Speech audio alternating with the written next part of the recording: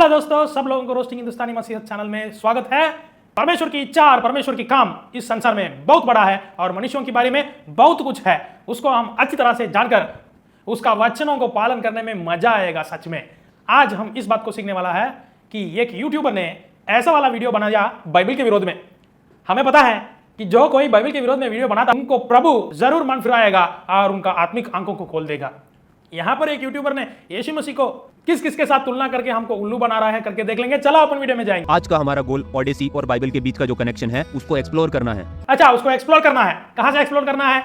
Google से explore करना है या यूट्यूब से एक्सप्लोर करना है? ये खुद रोमी भी नहीं और यूनानी भी नहीं। ओडेसी ये एक ग्रीक पोइम है जिसको होमर ने लिखा था। ये किताब जीसस के मरने से 700-800 साल पहले लिखी जा चुकी है। इस कहानी का मेन हीरो ओडेसियस है जो कि इथिका का राजा था और ट्रॉय की लड़ाई के बाद जो घटना होती है वो इस कहानी का हिस्सा है। जो घटना मैंने ओडेसी में पढ़ी उसके बाद मैं भी शॉक में रह गया। मुझे भी अंदाजा नहीं था कि बाइबल से उसका इतना गहरा कनेक्शन निकल आएगा। बहुत गहरा कनेक्शन निकल आया होगा। ये ओडिसियस की कहानियां से मानव जाति को क्या फायदा है? सचमुच यीशु मसीह के जन्म के पहले ये लिखा होगा 700 साल पहले। मानव जाति कब पैदा हुआ था? आदन वाटिका में ही था ना। और आदन वाटिका को किसने बनाया था? परमेश्वर यीशु मसीह है ना।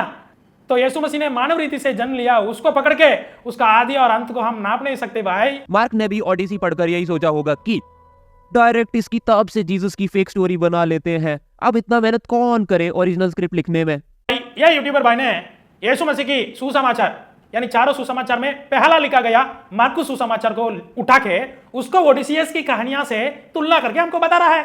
यहाँ पर एक किस्सा आता है जिसको सुनकर आप भी यही कहेंगे कि राइटर ने ओडेसी को अच्छे से कॉपी करके जीसस के साथ हुआ किस्सा पब्लिक को सुना डाला। ऐसा है क्या? ठीक है, क्या क्या उसकी तरह है देख लेंगे। ओडेसियस और उसके साथी जहाज के रास्ते से साइक्लोप्स के इलाके में आ गए। जीसस और उसके साथी जहाज के रास्ते से गेरासीनीस के इलाके में आ गए। ओह, बहुत अच्छी रीति से मिलता जुलता है। और सुनाओ। ओडेसी में लिखा है साइक्लोप्स के पहाड़ों पे बहुत सारी बकरियां चरने आती थी। सिर्क ने फौजियों को सुअर बना दिया। बाइबल में लिखा है पहाड़ के ऊपर बहुत सारे सुअर चरने आते थे। ये तो नहीं बराबर ना। वहां पर बकरियां थे, यहाँ पर सुअर थे। ये तो एक जैसा नहीं ना। ठीक है, एक जैसा ही मान के चलेंगे। सुनाओ। ओडेसिस और उसका क्रू जहाज से उतरे। उसके क्रू में 12 चुने हुए लोग थे। जीसस और उसका क्रू भी जहाज से उतरे। ये बात आप अच्छे से जानते हैं कि जीसस के भी 12 अपोस्टल थे। जीसस का 12 अपोस्टल थे, लेकिन उससे ज्यादा अपोस्टल भी आया था और उससे ज्यादा चेले भी बन गया था। लेकिन ओडिसियस को कितना चेले बना था? आजकल ओडिसियस का चेले लोग संसार पूरा भर गए क्या? और उसको परमेश्वर करके मानता है क्या? ओडिसियस को एक सैवेज लॉलेस जायंट गुफा में मिला। जीसस को भी एक सैवेज लॉलेस डिमोनियक मिला, वो भी गुफा में रहता था। मार्कुस 5वें अध्याय में गुफा में रहता है करके नहीं लिखा भाई, वो गब्रस्थल में रहता था और उसके अंदर बहुत ही दुष्टात्मा थे करके लिखा है। और जो मार्कुस 5वें अध्याय में दुष्टात्मा वाला आता है ना, वो एक आंख रखने वाला जायंट नहीं जैसा ओडिसियस की कहानी में आता है। चलो ठीक है, सुनाओ। पॉलीफीमियस को नग्न अवस्था में देखा गया। जिस डीमन से जीसस मिले वो भी नग्न अवस्था में था। नग्नावस्था में था? कुछ बोलने को नहीं। यहाँ पे दो अलग किस्से आए हैं। एक जगह सिर्क ने ओडिसियस को पहचान लिया और पूछा क्या तुम मुझे मारने आए हो? ओडिसियस ने बोला मैं कसम खाता हूँ मैं तुमको नहीं मारूंगा। जायंट ने भी ओडिसियस को पूछ लिया क्या तुम मुझे मारने आए हो? डिमोनियक ने जीसस को पहचान लिया और कहा कि प्लीज आप मुझे मत मारना। तो एकदम सही बात है, अभी थोड़ा मिलता जुलता है। लेकिन ओडिसियस ने उसको नहीं मारा, पर यीशु मसीह ने वहां पर उसको मार डाला ना, और संपूर्ण रीति से सूली पे भी मार डाला ना। जायंट ने ओडिसियस से उसका नाम पूछा। जीसस ने डिमोनियक से उसका नाम पूछा। ओडिसियस ने कहा nobody is my name. Demoniac बोला लीजन इज माय नेम। इसमें कहां एक जैसा है? वहां पर जायंट ने पूछ रहा है ओडिसियस को, यहाँ पर यीशु मसीह ने पूछ रहा है वो लीजियन को। इन दोनों में बिल्कुल मैचिंग नहीं हो रहा भैया। ओडिसियस के फौजियों को सिर्क ने जादू से सुअर बना दिया, लेकिन ओडिसियस ने फिर भी जायंट को अपनी चतुराई के साथ हरा दिया। जीसस ने 2000 डीमंस को अपनी जादू की शक्ति से हराया। डीमंस को जादू से पहले सुअर बना दिया और फिर उन सुअरों को एक झील में फेंक दिया। एकदम गलत है। मार्कुस 5वें अध्याय में ऐसा नहीं लिखा। वहां पर सुअर लोगों को चराते थे और शैतान यानी अशुद्ध आत्माओं यीशु मसीह से विनती करेगा कि हमको चिंता में नहीं ले आना, हमको सुअर के ऊपर भेज देना। इसलिए यीशु मसीह उस शैतान की आत्माओं को सुअर पर भेज दिया। सुअर बना के नहीं भेजा भाई, यहाँ पर किसी को सुअर नहीं बनाना तुम। इस बात को जब एनालाइज करें तो कॉपी करने वाले ने सोचा होगा कि ओडिसियस ने सिर्फ एक जायंट को हराया है और जीसस के कैरेक्टर को पेगन से बड़ा दिखाने के लिए 2000 लोगों की फौज खड़ी कर दी जाती है।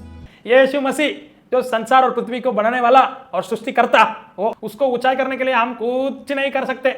वो अपने आप ऊंचा है और वो सर्वशक्तिमान है। अपना इतिहास में ऐसा वाला कहानियां नहीं सुना होगा। चलो घुमाओ। लेकिन जब आपको क्रॉस पे लटकाया जा रहा था मारने के लिए, तब आपने ऐसा जादू क्यों नहीं दिखाया?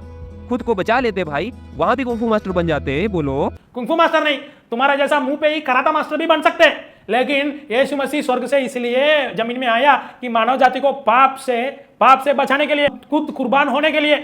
कुर्बान होने वाला आदमी क्यों खुद को बचाने के लिए सोचेगा? यदि पापी लोगों को बचाना है तो क्रूस पर मारना ही उसका इच्छा होता, तो उसको क्यों ऐसा विचार आना चाहिए कि वो खुद को बचाने का? क्या भाई, तुम भी मसीहत के बारे में कुछ भी नहीं जानते हो क्या? पॉलीफीमियस जो कि एक शेफर्ड था, उसने अपने पड़ोसियों को बुलाया। बाइबल में लिखा है सुअर चराने वालों ने भी अपने पड़ोसियों को बुलाया। बहुत बड़ा बिंदु है। साइक्लॉप्स साइट पे आया और पॉलीफीमियस की चोरी हुई भेड़ के बारे में पूछा। बाइबल में लिखा है जेरेसिनियस साइट पे आया और चुराए हुए सुअर के बारे में पूछा। सर, चुराया हुआ सुअर के बारे में नहीं पूछा। वो लोग जो सुअर वहां ऊपर से समुद्र में गिर के मर गया था, उसके बारे में चिंता होकर यीशु मसीह को वहां उस जगह से हटाने के लिए कोशिश करके भगा दिया। बाइबल भी ठीक रीति से नहीं जानते हो और ओडिसीज की कहानी भी ठीक रीति से नहीं जानते हो। ओडिसियस और उसका क्रू जहाज में चढ़ गए।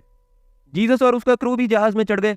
वाह, भले पॉइंट यार। कोई जहाज से उतरा तो वापस चढ़ना पड़ेगा ना। जहाज चढ़ना बिना वो लोग तैरते तैरते जाएगा क्या? ओडिसियस ने जाइंट से घोषणा करवाई कि मैंने तुमको अंधा किया। जीसस ने डिमोनियक से घोषणा करवाई कि गॉड ने तुमको ठीक किया है। ओडिसियस जब जहाज में चढ़ा तब जाइंट ने कहा कि तुम वापिस आ जाओ। जीसस जब जहाज में चढ़े तब डिमोनियक ने कहा कि क्या मैं आपके साथ आ सकता हूँ? दोनों बिल्कुल अलग अलग पॉइंट है। ओडेसियस ने मना कर दिया, जीसस ने भी मना कर दिया। वो वहां पर डिमोनिक नहीं है, उसके अंदर से जो डीमन है वो निकल गया है, वो अच्छा आदमी बन गया और यीशु मसीह के साथ चेहरा बनना चाहता था। यीशु मसीह ने मना नहीं किया, परंतु यीशु मसीह ने कहा जाओ, तुम्हारे लोगों को प्रभु ने जो चमत्कार तुम्हारे जीवन में किया उसकी सुसमाचार सुनाओ। ओडेसियस और उसके साथी जहाज लेकर आगे निकल गए। जीसस और उसके साथी भी जहाज लेकर आगे निकल गए। बराबर है, आगे ही निकल सकते, पीछे आ जाएंगे तो फिर वापस जहां से निकला वहां आ जाएंगे ना। ओडिसियस जाग गया जब समुद्र में तूफान आया। साइक्लोप्स वाली कहानी के बाद जीसस जाग गए जब समुद्र में तूफान आया और उन्होंने जादू से तूफान और समुद्र को शांत कर दिया। यहाँ किसको पागल बना रहा है यार? यूट्यूबर बन गया तो सच्चाई बात को निकाल के ले आना। यहाँ ये भाई बोल रहा है उस दुष्टात्मा को निकालने के बाद तूफान आंधी आया है समुद्र में। मैं कह रहा हूं इसको ओडिसियस की कहानी के साथ यीशु मसीह को मिलाना है, इसलिए ऐसा झूठ बोल रहा है। हर एक सुसमाचार में लिखा है, यदि आप जाके इस आंधी के बारे में पढ़ लेंगे तो मत्ती 8वें अध्याय और मार्कुस 4 अध्याय में पढ़ लेंगे तो इस आंधी के बाद, इस आंधी को शांत करने के बाद ही वो लोग जाके इस दुष्टात्मा वालों को मिल रहा है। पर ये मूर्ख कह रहा है यीशु मसीह ओडिसियस के जैसा आंधी को अपने जादू से शांत करा दिया। तुम्हारा ओडिसियस के साथ यीशु मसीह को मिलाने के लिए कितना कोशिश कर रहा है यार। हमको पता चलता है कि उस कहानियों से घुसाने के लिए ये क्या क्या झूठे बोल रहा है, लेकिन बाइबल में एकदम ऊपर नीचे है। हो गई कहानी खत्म। अब आप कमेंट्स में बताओ कि आपको क्या लगता है कि जीसस की कहानी ओडेसियस से चुराई गई है या नहीं। कमेंट नहीं भाई, मैं एक वीडियो डाला हूं, बिल्कुल ओडिसियस के साथ जीसस की कनेक्शन कुछ भी नहीं। स्कॉलर्स का ओपिनियन है कि इतनी ज्यादा सिमिलैरिटी होने के लिए किसी तरह का टेक्स्ट बुक या मेमोरी कनेक्शन जरूरी है। अगर बाइबल की कहानी बाकी जगह से प्लेजराइज हुई है तो इसको एक हिस्टोरिक किताब नहीं कहा जा सकता। ये भी एक माइथोलॉजी हुई ओडेसियस की तरह। साथ ही इसके वर्ड ऑफ गॉड होने पर भी सवाल उठेंगे। बस फिर ओडिसियस ने कैसा मर गया था, वो कैसा जिया था, फिर उसके बारे में और यीशु मसीह के बारे में जो मिलना जुलना है कुछ भी आप लोग ढूंढ नहीं सकते और बता नहीं सकते। इस मूर्खता नजर वाले से हम ये जान लिया कि इसको सिर्फ एक घटना को टूटा फूटा लेकर उसको ये यूनानी कहानियों के साथ घुसाना है और बोलना है कि बाइबल परमेश्वर की वाणी नहीं, परमेश्वर की वचन नहीं। लेकिन हमको पता है और सब मानव जाति को पता है कि आदि में परमेश्वर आकाश और पृथ्वी को उसका शब्द से सृष्टि किया है और उस शब्द यूहन्ना 1 अध्याय 1 वचन के अनुसार आदि में शब्द था, परमेश्वर के साथ था और शब्द खुद परमेश्वर था। उस शब्द 1 अध्याय 14 वचन में मनुष्य बनके शरीर यानी मांस लहू लेकर यहूदी इजराइली लोगों के बीच में वास किया था। उस यीशु मसीह जो 2020 साल पहले इस जगत में आया था, वो सच में यानी खुद परमेश्वर ही था।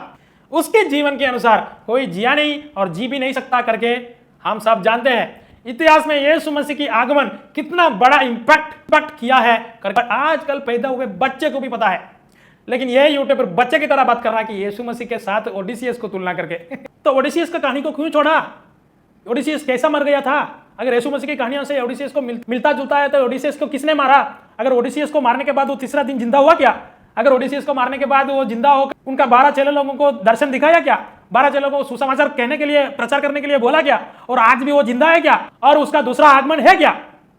ये सारे बातों को आप लोग कमेंट कीजिए कि ओडिसियस एक कथा कहानियां है यूनानी लोगों के बीच में फैला था। पर यीशु मसीह की जीवन और यीशु मसीह की जो इतिहास है वो कथा कहानी नहीं है, क्योंकि ये जो बाइबल है इसमें जो 66 पुस्तक है और इसमें जो 2 भाग है, पुराना नियम और नया नियम, ये सब परमेश्वर की भविष्यवाणी की पुस्तक तरह माना जाता है।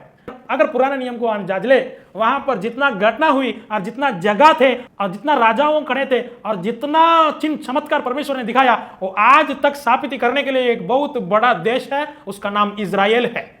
और नया नियम में जितना घटना हुई और जितना जगह थे और जितने लोग यीशु मसीह की सुसमाचार सुनाया था और खुद खून बहा के मर गया था, वे सब भी आज तक हमको साबित ही है। ये एक दिन में नहीं लिखा गया भाई, 1500 साल के बीच में लगभग हुआ था। और इसको ओडिसियस की तरह, ओडिसियस को लिखने वाला होमर के तरह एक आदमी ने नहीं लिखा। भिन्न भिन्न जगह में से 40 लोग लगभग इस बाइबल की पुस्तकों को लिख के इकट्ठा किया था। और ये सारे चीज यानी बाइबल में जो पहला पुस्तक उत्पत्ति से लेके आखिरी पुस्तक तक प्रकाशित वाक्य तक सिर्फ एक शब्द और एक व्यक्ति के बारे में इस पूरा बाइबल लिखा गया है। वो कौन है? वही है हम आराधना करने वाला यीशु मसीह, और वही आराधना और उपासना की योग्य है। अगर आप लोग को इस बाइबल के बारे में और जानना है तो आगे वाला वीडियो पर थोड़ा नजर रखना। ये बाइबल मतलब क्या है और ये बाइबल ना केवल इतिहास की परंतु कैसा भविष्यवाणी की पुस्तक भी बना करके हम इस बाइबल में से सीख लेंगे। केवल एक वचन पढ़ के ये पूरा बाइबल की निचोड़ को हम समझ लेते। पढ़ लेंगे 2 पत्रस पहला अध्याय 20 और 21। पर पहले ये जान लो कि पवित्र शास्त्र की कोई भी भविष्यवाणी किसी के अपने ही विचारधारा के आधार पर पूर्ण नहीं होती, क्योंकि कोई भी भविष्यवाणी मनुष्य की इच्छा से कभी नहीं हुई, पर भक्त जन पवित्र आत्मा के द्वारा उभारे जाकर परमेश्वर की ओर से बोलते थे। ओडिसियस की कहानी को किसने लिखा? मनुष्य ने लिखा। और हमारा बाइबल को, परमेश्वर की वाणी को किसने लिखा? मनुष्य ने लिखा, लेकिन मनुष्य की इच्छा और मनुष्य के विचार के द्वारा नहीं, परंतु पवित्र आत्मा यानी परमेश्वर आत्मा है और परमेश्वर की आत्मा अगुवाई देते देते लिखा गया पुस्तक है इस बाइबल। और अच्छी तरह से इस बाइबल के बारे में हम समझ लेंगे अगले वीडियो में। तब तक इस सच्चाई पुस्तक को पढ़ना और ऐसा वाला यूट्यूबर वीडियो को भी कुल्ला करना।